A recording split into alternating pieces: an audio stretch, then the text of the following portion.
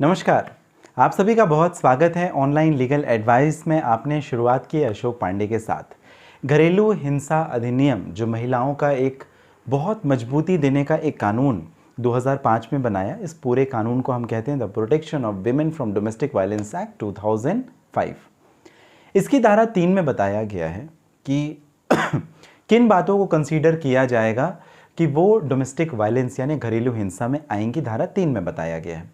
अंग्रेजी में यदि हम पढ़ें तो ऐसा कहा जा सकता है कि any form of abuse causing harm और इंजुरी टू द फिजिकल और mental health of a women और compromising her life and safety. किसी भी प्रकार से, चाहे वो शारीरिक प्रताड़ना हो या मानसिक प्रताड़ना हो, और जिसकी वजह से महिला की जो जिंदगी है या सुरक्षा है, जिंदगी और सुरक्षा दोनों पर किसी भी प्रकार से विपरीत यदि प्रभाव डालती है तो वो डोमेस्टिक वायलेंस की धारा 3 के अंतर्गत आ जाएगी।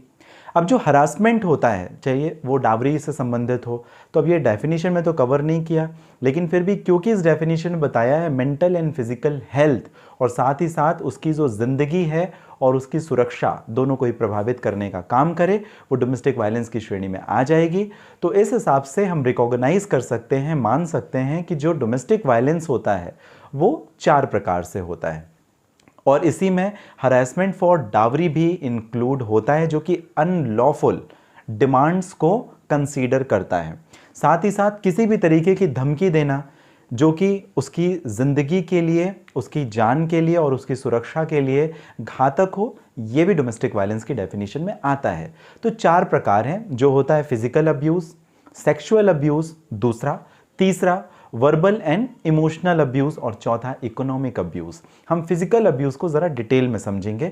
फिजिकल अब्यूज़ का क्या मतलब होता है? सेक्सुअल अब्यूज़, सेक्सुअली महिला की इच्छा नहीं है उसके बावजूद उसके साथ में फिजिकल रिलेशन मेंटेन करना, सेक्स करना, अननेचुरल सेक्स करना, उसे टॉर्चर करना सेक्स के लिए, तो ये सेक्सुअल अब्यूज़ में आ जाएगा। वर्बल इमोशनल अब्यूज़, मारपीट तो नहीं की लेकिन शब्दों से आप इतनी घात लगा रहे हैं कि उसका एक जो डेफिनेशन है डोमेस्टिक वायलेंस की, उसके अंतर्गत आपको लाइफ और सेफ्टी, सुरक्षा और ज़िंदगी दोनों के खिलाफ में वो हो जाए, तो एक तरीके का ये वर्बल और इमोशनल अब्यूज़ में आ जाता है। तीसरी बात इकोनॉमिक अब्यूज़, पैसों से संबंधित तंगी देना, यानी जो हर महीने के उसके खर्चे हैं वो खर्चे नहीं देना, उसे परेशान करना, या महिला कमाती है तो आप उससे पैसे उसके छीन लें, उसको ज़बरदस्ती मजबूर करें कि वो घर खर्चे के लिए पैसे इकट्ठे करे दे, बच्चों की फ़ीस दे, बाकी सारी चीज़ें जहाँ पर इमोशनली इकोनॉमिक तरीके से आप उसे हार्म कॉज करने की कोशिश करें, तो वो भी डोमेस्टिक वायलेंस की धारा में आ जाएगी। और साथ ही साथ जब कभी आप डावरी की डिमांड करते हैं, दहेज की मांग करते हैं, तो वो भी इसी के अंतर्गत आ जाता है, मतलब it is a form of economic abuse. अब ज़रा फिजिकल अब्यूज़ को समझते हैं कि क्या होता है। फिजिकल अब्यूज़ का मतलब जहां पर आप शारीरिक तौर पर महिला को परेशान कर रहे हो, अपनी पत्नी को, अपनी बहू को, या यदि आप कोई और रिश्तेदार हैं तो आप महिला को परेशान कर रहे हैं, तो वो आ जाएगा आपका फिजिकल अब्यूज़ के अंतर्गत।